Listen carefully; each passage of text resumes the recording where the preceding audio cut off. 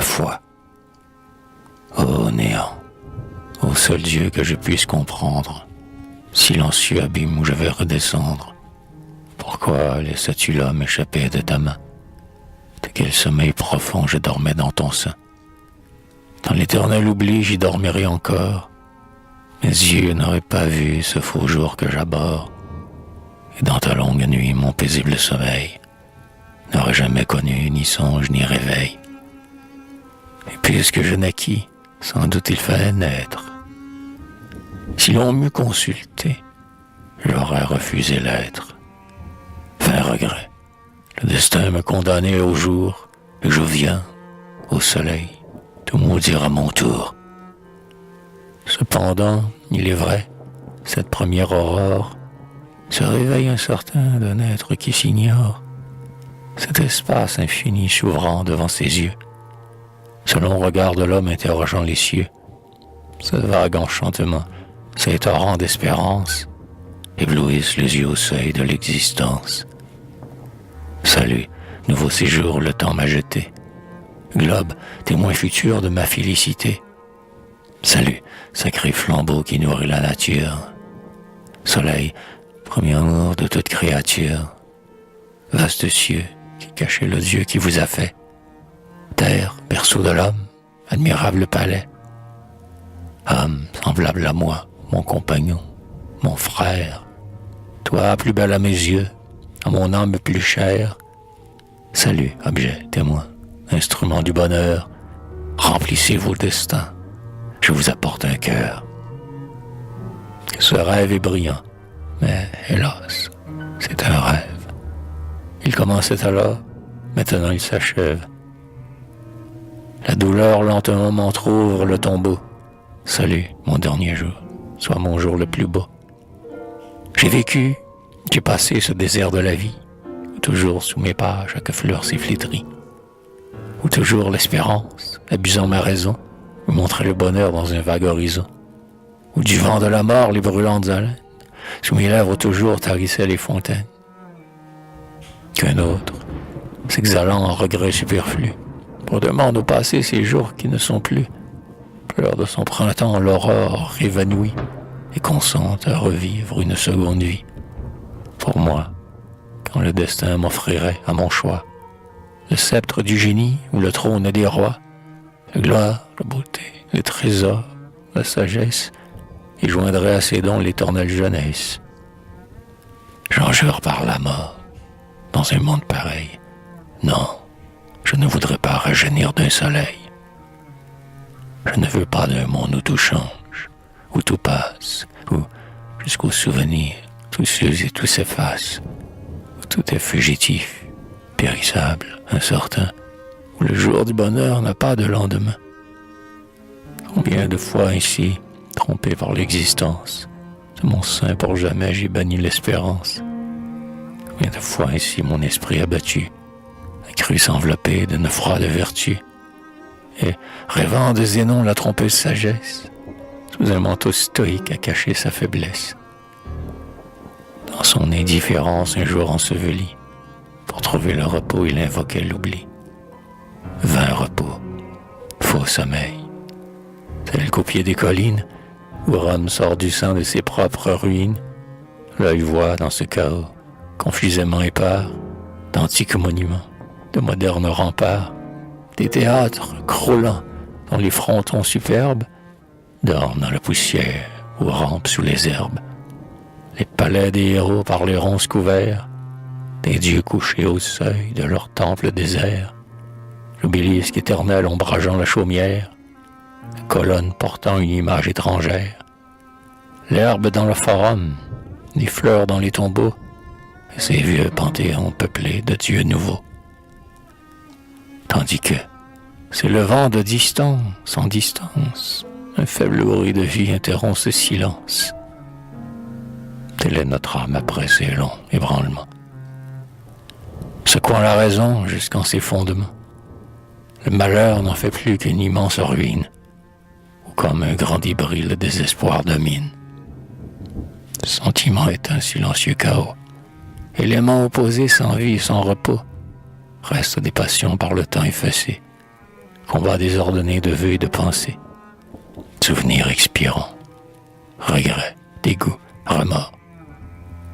Si du moins ces débris nous attestaient sa mort, mais sous ce vaste deuil l'âme encore est vivante. Ce feu sans aliment soi-même s'alimente. Il renaît de sa cendre et ce fatal flambeau craint de brûler encore au-delà du tombeau. Âme, qui donc es-tu? Flamme qui me dévore. Dois-tu vivre après moi? Dois-tu souffrir encore? Hôte mystérieux, que vas-tu devenir? Au grand flambeau du jour, vas-tu te réunir? Peut-être de ce feu tu n'es qu'une étincelle, qu'un rayon égaré, que cet astre rappelle. Peut-être que, mourant lorsque l'homme est détruit, tu n'es qu'un suc plus pur que la terre a produit. Une fange animée, une argile pensante. Mais que vois-je? À ce mot, tu frémis d'épouvante. Redoutant le néant, hélas de souffrir, hélas, tu crains de vivre et trembles de mourir. Qui te révélera, redoutable mystère? J'écoute en vain la voix des sages de la terre. Le doute égare aussi ces sublimes esprits, et de la même argile, ils ont été pétris. Rassemblant les rayons de l'antique sagesse, Socrate te cherchait au beau jour de la Grèce. Platon à Sunium te cherchait après lui. 2000 ans sont passés, je te cherche aujourd'hui. 2000 ans passeront et les enfants des hommes s'agiteront encore dans la nuit où nous sommes. La vérité rebelle échappe à nos regards et Dieu seul réunit tous ses rayons épars. Ainsi, prêt à fermer mes yeux à la lumière, nul espoir ne viendra consoler ma paupière. Mon âme aura passé, sans guide et sans flambeau, de la nuit d'ici-bas dans la nuit du tombeau.